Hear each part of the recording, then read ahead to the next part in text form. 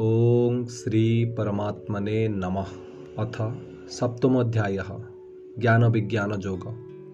श्री भगवान कहिले, हे पार्थ, अनन्य प्रेमरे मोठारे आसक्त चित्त होई तथा अनन्य भावरे मोर परायण होई जोगरत हेले तुमे जेपरि भावरे सकल विभूति बल ऐश्वर्यादि गुणयुक्त और समस्तंकर आत्मरूप मते संशय रहित होई जानी परिबो ताहा सुण।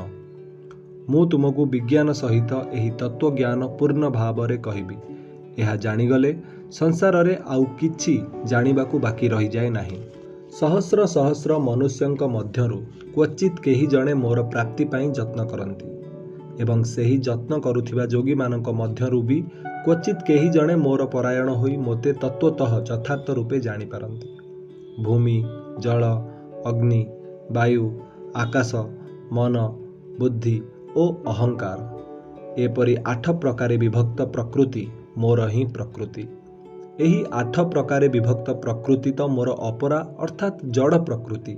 हे महाबाहु, एहा ठारू भिन्न अन्य प्रकृति जहाँकि समग्र जगत को धरी रखिछि ताहा मोर जीव रूपा परा अर्थात चेतन प्रकृति बोली जान। हे अर्जुन, तुमे जान जे सकल भूत एही दुई प्रकृतिरु ही जात होइछन्ति एवं मु समग्र जगतर उत्पत्ति तथा प्रलयर हेतु अटे, अर्थात मु हेउची संपूर्ण जगतर मूल कारण। हे धनंजय, मो ठारू भिन्न अन्य किछि भी परम कारण नाही। सूतारे सूतारे मणि माने गुंथि होइथिबा परि एही समस्त जगत मो ठारे गुंथा होई रहिछि, अर्थात एही समस्त जगतरे मु ओतप्रोत होई रहिछि। हे अर्जुन, मु हेउछि जलर रस, चंद्र और सूर्यर आलोक, सकल वेदर ओंकार, आकाशर शब्द एवं पुरुष मानकर पुरुषत्व। मु पृथ्वीर पवित्र गंध, अग्निर तेज तथा सकल जीवर जीवन और तपस्वी मानकर तप। हे अर्जुन, तुमे मोते ही सकल भूतंकर सनातन बीज बोली जान। मु ही बुद्धिमान मानकर बुद्धि और तेजस्वी मानकर तेज। हे भरत श्रेष्ठ, मु बलवान मानकर आसक्ति रहित और कामना रहित बल अर्थात सामर्थ्य एवं सकल प्राणी मानक मध्यरे धर्मर अविरुद्ध अर्थात शास्त्रर अनुकूल काम अटे। आहुरी मध्य सत्व गुणरु जात जेउ सबु भाव रहिछि एवं रजो गुणरु तथा तमो गुणरु जात जेउ सबु भाव रहिछि से सबु मो ठारू ही उत्पन्न बोली जान। किंतु प्रकृतरे मु से सबुरे नाही कि से सबु मो ठारे नाहंती। गुण मानकर कार्य रूप सात्विक राजस और तामस एही 3 प्रकार भाव द्वारा एही समस्त संसार अर्थात प्राणी समुदाय मोहित होई रहिछि। तेणु एही 3 गुणरु अतीत होई रहिथिबा मोते अविनाशी बोली केही जानि पारु नाहंती।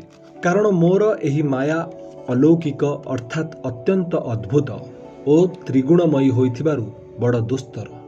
तथापि जेउ पुरुष माने केवल मोते ही निरंतर भजन करंती से माने एही माया को उल्लंघन करि जांती अर्थात संसाररु तरी जांती।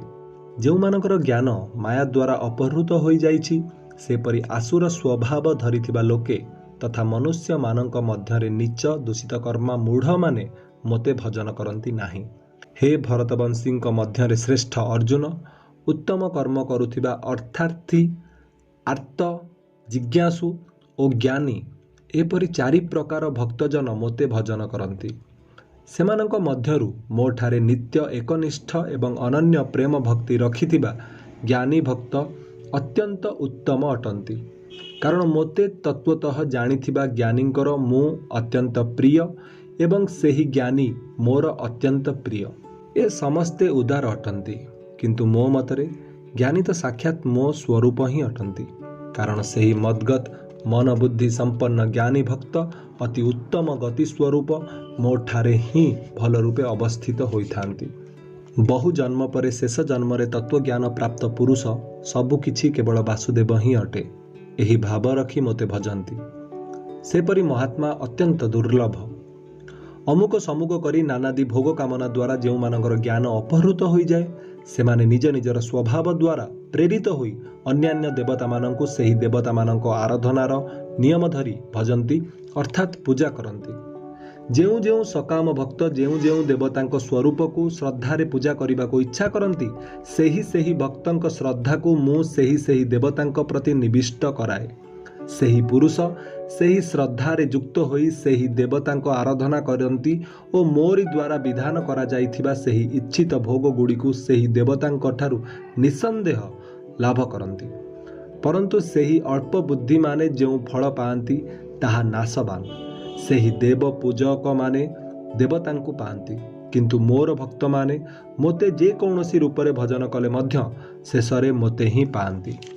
ବୁଦ୍ଧିହୀନ ମନୁଷ୍ୟମାନେ ମୋର ଅନୁତ୍ତମ ଅବିନାଶୀ ପରମ ଭାବ ନ ଜାଣି ମନ ଇନ୍ଦ୍ରିୟର ଅତୀତ ମୋତେ ଅର୍ଥାତ୍ ସଚ୍ଚିଦାନନ୍ଦ ଘନ ପରମାତ୍ମାଙ୍କୁ ସାଧାରଣ ମନୁଷ୍ୟ ପରି ଜନ୍ମ ହୋଇ ବ୍ୟକ୍ତ ଭାବ ସମ୍ପନ୍ନ ବୋଲି ମନେ କରନ୍ତି।